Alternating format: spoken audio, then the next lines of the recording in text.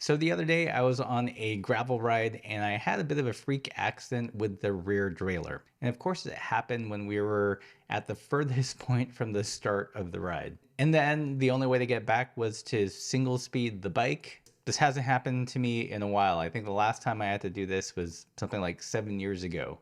So in this video, I thought I would share with you guys some tips if you ever find yourself in this situation, as well as some tools that's probably a good idea to bring on remote rides. So the first big tip is to remain calm and move to someplace comfortable. It's been really hot and humid here in Spain, so the first thing I did was to find a shady spot to deal with the problem. As you get fatigued and overheat, it's a lot easier to catastrophize over the situation. So take a deep breath, find some shade, drink some water before you tackle the problem at hand. So my derailleur managed to eject the B screw of all things. So it wasn't holding tension and there's no way that it was going to work.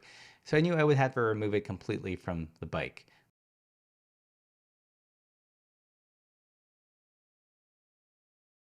In order to do that, I would have to first break the chain. Typically, I carry something like the Wolf Tooth pack pliers, which has a chain breaker. I don't think I actually brought that with us to Spain, so I had to figure out a different way to get the quick links open. If you don't know, quick links aren't as quick as they used to be. Past 9 speed, it takes a lot of force. I didn't have a pair of pliers with me. However, I did see a video run through my IG feed like a couple weeks ago, and I filed it in the back of my head. So what I did to get the quick link off is fold the link over itself on the big chain ring, and then tap down on the side of the link with a multi-tool to break the links free. To my surprise, it worked, and it was pretty simple. So I would definitely tuck that away as a skill that you might potentially have to use down the road. With the derailleur off, I knew I had to shorten the chain to find one gear that would get me back the rest of the way. In order to do this, there's no real way around it, is you need a chain breaker tool.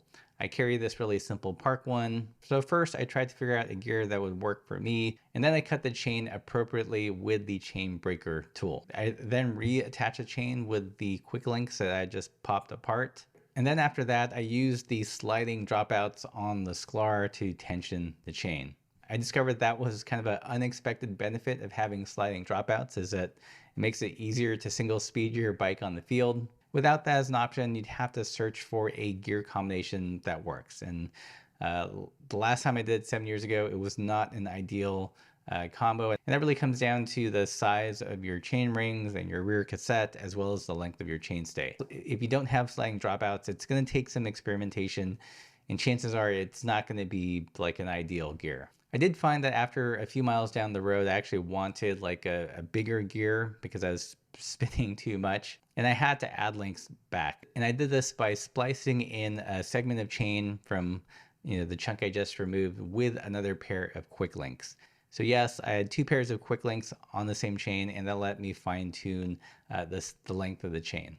So for that reason, I always carry a 2-pack of quick links just for situations like that. With all that, I was able to get home, affix a new rear derailleur, put on a new chain, and everything was dandy.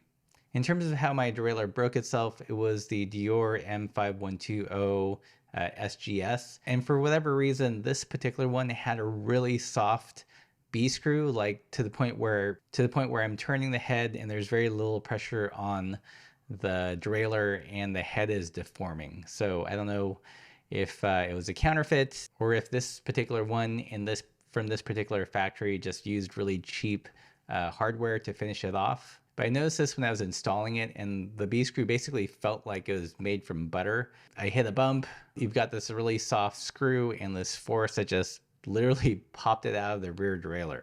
I don't know. It's bananas. Hopefully this doesn't happen to you guys, but in the event that it does, I hope that these tips are useful. Definitely bring a chain breaker tool. A couple quick links are fairly light and super useful.